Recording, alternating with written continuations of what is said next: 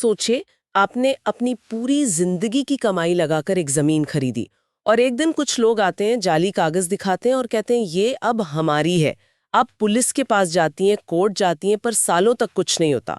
ये कहानी दशकों से भारत में लाखों लोगों की हकीकत थी। एक ऐसा कानूनी चक्रव्यूह जिसमें अपराधी लगभग हमेशा जीतता था।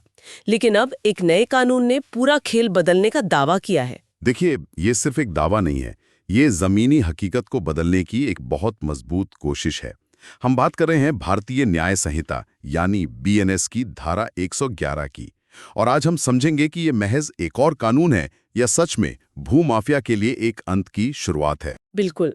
हमारे पास इस विषय पर एक बहुत ही गहरा कानूनी विश्लेषण है और आज हमारा मिशन इसी की गहराइयों में उतरना है।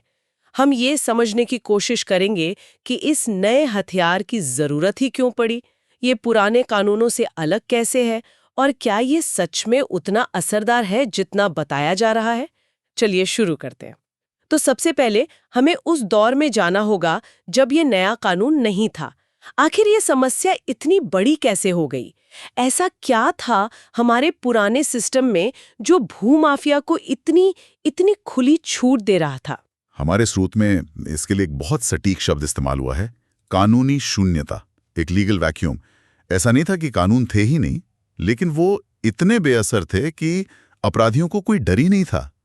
पीड़ितों के पास मोटे तौर पर दो रास्ते होते थे और दोनों ही आप समझिए एक बंद गली में जाकर खत्म हो जाते थे। पहला रास्ता तो दीवानी मामला मतलब सिविल केस का ही रहा होगा।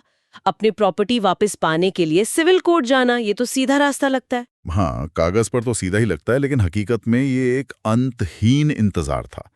पहली बात तो समय। इन केसों को सुलझने में 10 से 20 साल लग जाना आम बात थी। स्रोत में तो यहां तक लिखा है कि कई मामलों में पीढ़ियां निकल जाती थी। पीढ़ियां निकल जाती थी। आप सोचिए, आपकी जमीन पर किसी ने कब्जा किया और आपको न्याय के लिए 20 साल इंतजार करना पड़े। और ये तो सिर्फ समय की बात है। प्रक्रिया भी तो जटिल होती होगी। बहुत ज्यादा लंबी और जटिल। लेकिन असली पेच कहीं और था। सबसे बड़ी बात जो समझने वाली है वो ये कि सिविल कानून का मकसद सजा देना है ही नहीं। उसका मकसद है हर्जाना दिलवाना या कब्जा वापस दिलवाना। उसमें जेल भेजने का कोई प्रावधान ही नहीं है। स्रोत साफ कहता है, सजा का प्रावधान सिविल लॉ के अंतर्गत नहीं है। अच्छा, मतलब जो आदमी करोड़ों की जमीन हड़प रहा है, उसे अगर जेल जाने का डर ही नहीं है तो वो क्यों रुकेगा? बिल्कुल, यही तो हो रहा था। ये तो अपराध करने का एक तरह से खुला निमंत्रण था। मतलब सबसे बुरा ये होगा कि शायद 20 साल बाद जमीन वापस करनी पड़े। तब तक तो वो जमीन से करोड़ों कमा चुका होगा। बिल्कुल, यही हो रहा था। मैं अभी भी हैरान हूँ। तो फिर लोगों ने आपराधिक कानून का रास्ता क्यों नहीं अपनाया? जमीन पर कब्जा करना तो धोखाधड़ी का सबसे बड़ा रूप है। आईपीसी की धारा 420 मतलब चीटिंग या 406 क्रिमिनल ब्रीच ऑफ ट्रस्ट, ये क्यों काम नहीं करती थी? लोग कोशिश करते थे। इन धाराओं में एफआईआर लिखवाने की पूरी कोशिश होती थी, लेकिन यहीं पर सिस्टम की वो खामी सामने आती थी जिसने भूमाफिया को सबसे ज्यादा ताकत दी। जैसे ही मामला क्रिमिनल कोर्ट पहुंचता, अक्सर जज साहब कहते, अरे ये तो जमीन का झगड़ा है, कोई मारपीट या चोरी थोड़ी है, ये एक सिविल डिस्प्यूट है, आप लोग सिविल कोर्ट जाइए। कमाल है, मतलब क्रिमिनल कोर्ट ने केस को वापस वहीं भेज दिया जहां 20 साल लगते हैं। हाँ, पीड़ितों से सीधे कहा जाता था कि इसमें आप सिविल कोर्ट में जाइए, इसमें क्रिमिनल प्रोसीडिंग नहीं चल सकती। अपराधी को पता था कि अगर एफआईआर हो भी गई तो कोर्ट उसे सिविल मामला बताकर खारिज कर देगा, और अगर सिविल कोर्ट गए तो पीढ़ियां निकल जाएंगी। इसी कानूनी शून्यता ने बीएनएस 111 जैसे एक सख्त समर्पित कानून की नींव रखी। ठीक है, तो अब तस्वीर साफ हो रही है। पुराना सिस्टम एक ऐसा गोल चक्कर था जिससे पीड़ित कभी बाहर नहीं निकल पाता था। तो इस शून्यता को भरने के लिए आया बीएनएस की धारा 111। हमारे स्रोत इसे टू प्रोंग्ड अटैक कह रहे हैं, ए टू प्रोंग्ड अटैक। ये सुनने में बहुत दमदार लगता है। इसका क्या मतलब है? इसका मतलब है कि ये कानून सिर्फ अपराधी को नहीं, बल्कि अपराध से जुड़े हर पहलू को निशाना बनाता है। ये अपराध करने के तरीके पर भी वार करता है और अपराध से मिले फल पर भी। इसे बहुत चालाकी से डिजाइन किया गया है। इसके दो हिस्से हैं, खंड 6 और खंड 7, और ये दोनों मिलकर एक ऐसा कानूनी चक्रव्यूह बनाते हैं जिससे निकलना लगभग नामुमकिन है। चलिए इसे तोड़कर समझते हैं। पहले बात करते हैं खंड 6 की।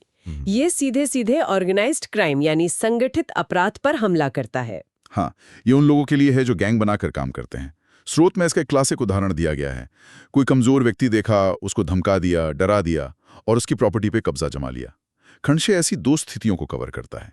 पहली, जब कोई आपराधिक गैंग सीधे तौर पर धमकी, हिंसा या दूसरे गैरकानूनी तरीकों से किसी की संपत्ति हड़प लेता है। ओके, और दूसरी स्थिति? दूसरी स्थिति और भी दिलचस्प है। ये तब लागू होती है जब कोई गैंग किसी और संगठित अपराध, मान लीजिए ड्रग्स या वसूली, से कमाए गए काले धन का इस्तेमाल करके कोई प्रॉपर्टी खरीदता है। अच्छा, मतलब सिर्फ कब्जा करना ही नहीं, बल्कि अपराध के पैसे से प्रॉपर्टी खरीदना भी अब इसी धारा के दायरे में आ गया है। बिल्कुल। अब पैसे का सोर्स भी बताना पड़ेगा। और अगर पकड़े गए तो सजा क्या है? सजा इतनी सख्त है कि ये अपने आप में एक बहुत बड़ा निवारक है, एक डिटेरेंट है। कम से कम 2 लाख रुपए का जुर्माना और सजा वो 10 साल से लेकर आजीवन कारावास तक हो सकती है। ये साफ संदेश है कि अब जमीन कब्जाने को छोटा मोटा दीवानी मामला नहीं माना जाएगा। ये तो हो गई अपराध की प्रक्रिया पर लगाम, लेकिन यहाँ बात और भी दिलचस्प हो जाती है। अब आते हैं खंड 7 पर। मुझे ये इस कानून का सबसे क्रांतिकारी हिस्सा लग रहा है। यहाँ सबूत का भार यानी बर्डन ऑफ प्रूफ आरोपी पर डाल दिया गया है। आपने बिल्कुल सही नस पकड़ी है। ये भारतीय आपराधिक न्यायशास्त्र में एक भूचाल जैसा है। एक मिनट, इसका मतलब तो ये हुआ कि अब तक जो इनोसेंट अंटिल प्रूवन गिल्टी, यानी जब तक दोषी साबित न हो जाए तब तक निर्दोष का सिद्धांत था, वो यहाँ पलट गया है। अब आपको साबित करना होगा कि आप निर्दोष हैं। बिल्कुल, और यही इसकी सबसे बड़ी ताकत है। पारंपरिक रूप से प्रोसिक्यूशन यानी पुलिस और सरकारी वकील को साबित करना होता है कि आप अपराधी हैं। लेकिन खंड 7 कहता है कि अगर आपके कब्जे में कोई ऐसी प्रॉपर्टी है जिसके कागजात ठीक नहीं हैं, या आप ये नहीं बता पा रहे कि वो आपके पास आई कहां से, तो कानून आपको दोषी मानेगा। अब ये बताने की जिम्मेदारी आपकी है कि इस प्रॉपर्टी का सोर्स क्या है। तो ये बेनामी संपत्ति और फर्जी दस्तावेजों वाले मामलों के लिए रामबाण है। अपराधी अक्सर जाली कागजात तो बना ही लेते हैं ना। हाँ, लेकिन अब सिर्फ कागज दिखाने से काम नहीं चलेगा। अगर जांच में पता चलता है कि दस्तावेज फर्जी हैं, तो खंड 7 तुरंत लागू हो जाएगा। फिर चाहे आप कितने भी बड़े आदमी क्यों ना हो, आपको जवाब देना होगा। और इसमें भी सजा उतनी ही कठोर है, 10 साल से लेकर आजीवन कारावास और कम से कम 1 लाख रुपए का जुर्माना। तो खंड 6 अपराध करने वालों को पकड़ता है और खंड 7 उस अपराध की कमाई को रखने वालों को। वाकई ये तो एक पूरा जाल है। इसे ऐसे समझिए, पुराना कानून एक मकड़ी के जाले जैसा था, जिसमें छोटी मक्खियां तो फंसती थीं, लेकिन बड़े शिकारी मतलब भूमाफिया उसे फाड़कर निकल जाते थे। BNS 111 एक स्टील का जाल है। यह सिर्फ फंसाने के लिए नहीं, तोड़ने के लिए बनाया गया है। ठीक है, सजा बहुत सख्त है, ये हम समझ गए। लेकिन कड़े कानून तो पहले भी थे जो लागू नहीं हो पाते थे। इस कानून में ऐसा और क्या है जो इसे जमीन पर इतना प्रभावी बनाता है? इसका असली रणनीतिक मूल्य इसकी प्रक्रिया में है। सजा तो तब मिलेगी जब केस खत्म होगा। इस कानून की ताकत सजा तक पहुंचने की तेज और निश्चित प्रक्रिया में छिपी है। 3 चीजें इसे खास बनाती हैं। वो क्या है? पहली, आपराधिक प्रक्रिया की रफ्तार। दीवानी मामलों के विपरीत, जहां सालों लगते हैं, आपराधिक जांच और मुकदमे तीव्र गति से होते हैं। पुलिस को एक तय समय में चार्जशीट दाखिल करनी होती है। लेकिन दूसरी और सबसे बड़ी बात है गिरफ्तारी का डर। गिरफ्तारी का डर मतलब जमानत मिलना मुश्किल है? जमानत तो बाद की बात है, पहले तो गिरफ्तारी ही लगभग तय है। इस कानून में सजा इतनी गंभीर है, 10 साल से आजीवन कारावास, कि पुलिस चार्जशीट दाखिल करने से पहले आरोपी को गिरफ्तार करेगी ही। स्रोत में एक बहुत महत्वपूर्ण लाइन है, बिना अरेस्टिंग के चार्जशीट नहीं लगाएगी।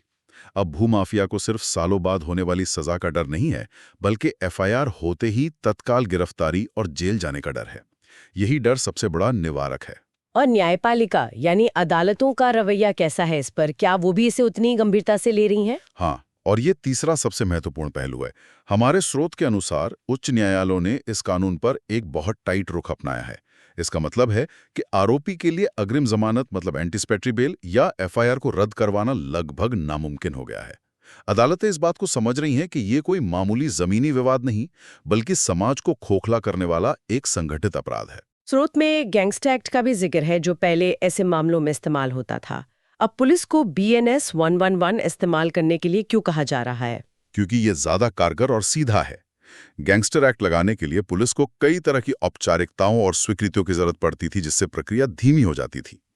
BNS 111 पुलिस को तेजी से और सीधे कार्रवाई करने की शक्ति देता है। इसलिए अब आधिकारिक तौर पर पुलिस को गैंगस्टर एक्ट की जगह इसे प्राथमिकता देने का निर्देश दिया गया है। ठीक है, तो अगर कोई पीड़ित इस शक्तिशाली कानून का इस्तेमाल करना चाहता है तो उसे शुरुआत कहाँ से करनी होगी? जाहिर है एक अच्छी एफआईआर से।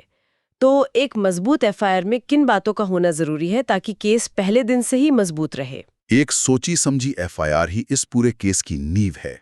अगर नींव कमजोर हुई तो इतनी मजबूत इमारत भी ढह सकती है। हमारे स्रोत के विश्लेषण के आधार पर 4 चीजें एफआईआर में होनी ही चाहिए। बताइए वो 4 चीजें क्या हैं? सबसे पहला और सबसे जरूरी, एफआईआर में ये साफ साफ लिखा होना चाहिए कि ये अपराध किसी एक व्यक्ति ने नहीं बल्कि एक संगठित समूह ने किया है।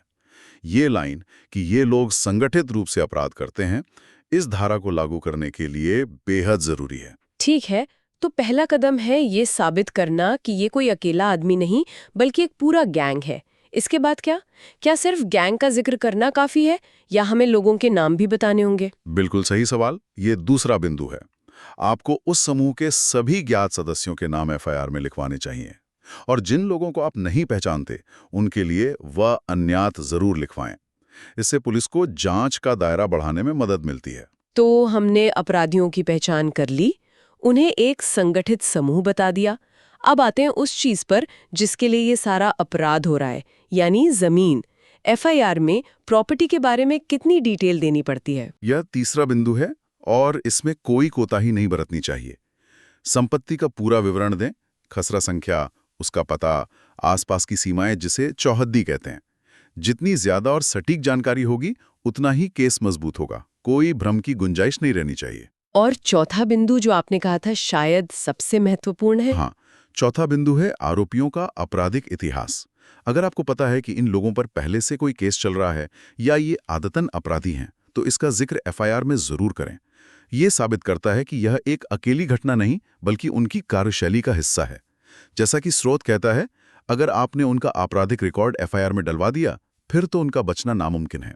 ये तो बहुत ही काम की जानकारी है। क्या इस नए कानून पर अदालतों के फैसले भी आने शुरू हो गए हैं?